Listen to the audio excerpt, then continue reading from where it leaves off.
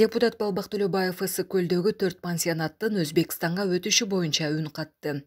Ысык-Көлдөгү 4 пансионат Өзбекстанга 49 жылга башкарууга берилет. Кеп Дилором, Салаты Пески, Рохат жана Бостон пансионаттары жөнүндө.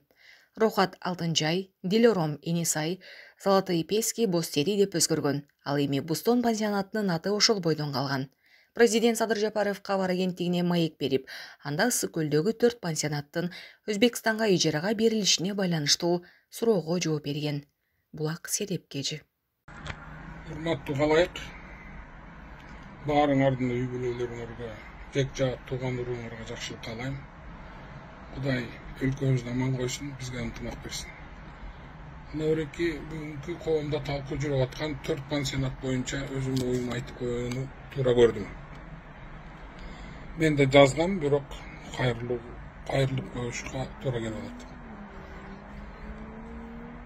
Убагында Ысык-Көл всесоюзная здравница деп эсептелген курорттордун бирөө болчу.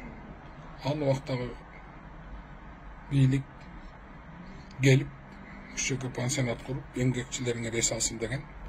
Ошондо Казакстан менен Өзбекстан келип курган, Россия курган Аврораны. Андан башка военный база курган. Ошонун негизинде булар иштеп келген. Бирок кандайдыр бир себептерден улам 10 жыл мурун Өзбекстан 4 пансионатын Кыргызстан өзүнө алып алган. Бирок бул өзбек тарап буга макул болбой, улуттар аралуу сотко кайрылып, президенттин айтуусу боюнча ошол соттон 40 миллион долларга жыгылдык. Эми ал соттун чечими акыркы, эми биз аны кайра соттошо албайбыз. Анан азыркы бийлик, өкмөт 40 миллиондон доллардан баш тарткыла, мына силерге 49 жылга берип атабыз. Наоборот, дагы буга бир 20-30 миллион доллар инвестиция кылып, 4 пансионатты иштеткиле деп атып чечим чыкты. Ал 4 пансионаттын экөө эле жакшы болбосо, экөөсү мышык ыйлаган акыбалда эле мен билем ал жерлерди. Эми кээ бир саясий серепчилердин айтуусу боюнча бул анклав болот имиш. Бул кандайча анклав болот? Казактардык анклавбы? Же биз да убагында азыр эстедим, Москвага салган экенбиз бу ДНХга. Биз ол жерден анклав кылып алып кыргыздын мыйзамдары иштеп атабы? Жок, ал жери гана Россияныкы, үстү гана биздики болбосо, аны биз иштетип атабыз. Бессрочный болуш керек менин оюмча. Мына бизде деле ушундай зданиялар бар экен да. Ал убакта биз Өзбекстандын, Казакстандын каягына курушубуз керек эле. Биздин Ысык-Көлүбүз турса. Бул кошуналар менен болгон мамилени өнүктүрүүгө да жардам берет. Мына азыр Кудай буйрса кошуналар менен көптөгөн маселелерибизди чечип, жакшы мамилеге баратабыз. Анан келеткенде тиги анклав болуп калды, Өзбекстанга сатып ийди, берип салды деп президентти да, өкмөт башчысын да, кабинеттин төрагасында жамандап атабыз. Кандай сатып ийди? Биздин кыргыз бизнесмендер деле иштетсе болот эле да, ал эле, бул эле болот эле, бирок 40 миллион долларны ким төлөйт?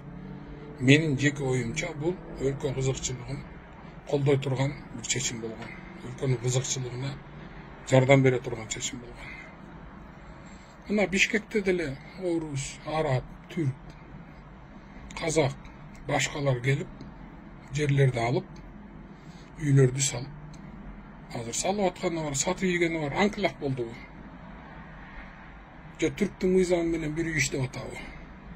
Же орустун, же арабтын? Алар инвестиция кылды, акчасын койду, элге сатты, пайда, элдер, кыргыздын жарандары жашап атат. Мунун баарын жөнгө сала турган мыйзамдар бар да. Анан билип билбей туруп эле айта берген эмне кереги бар? Жер астындагысы үстүндө үй салып, бир здание салып калса асты кошо кетет экен. Андай мыйзамда жок. Жер мыйзамында конкретно жазылып турат, земельный кодексте. Жер чет өлкөлүк жарандарга берилбейт. Муну билип туруп кичине айтыш керек да. Ошондуктан урматтуу калайык, сиздерден суранам. Туура түшүнүү менен кабыл алышыбыз керек. Көптөгөн алтын кендеринде Кытайлар, түрктөр иштетип атышат. Орустар, алардын баары ошол жерден зданиялардын жери менен кошо алып, анкылак кылып, ошол өлкөнүн мыйзамдары иштеп атабы? Жок. Биздин мыйзамдар гана иштейт, биздин жарандар иштеп атат, бизге налог төлөп атышат.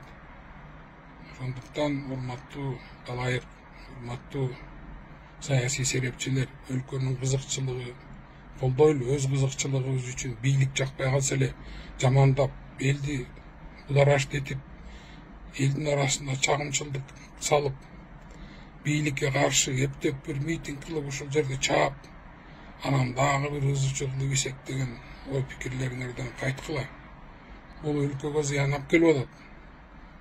Эгер чын эле 4 пансионатты сатып ийип биротоло, анын акчасын чөнтөгүнө салып алса, анда биринчи биз каршы чыгат элек. Андай болгон жок да, өлкөнүн кызыкчылыгы 40 миллион доллар оңой акча эмес. Аны аларга төлөгөндөн көрөк ушундай чечимге келип, ал акчаны башка жакка салганыбыз жакшы болот эле го. Алтыныбыз бар го, ала бербейлиби дейсиң. Да, алып койсо да болот. Ал турк кыздарга да берип койсок болот. Бирок 40 миллион долларды ким төлөйт? Анын ордуна мектеп, бала бакча, жол салбайбызбы? Эми кичине сиздерден өтүнүч, өлкө үчүн чындыкты айтсаңыздар, ошондо эл сиздерге ишенет. Да, билебиз, жаман көрүп атасыңар. Эми биздин тагдырга ошондой келген экен, дагы көп нерсе жазасыңар. Тигинтип атат, минтип атат дейсиңер. Бирок өлкө кызыкчылыгы, азыркы убактагы өлкөнүн экономикалык акыбалы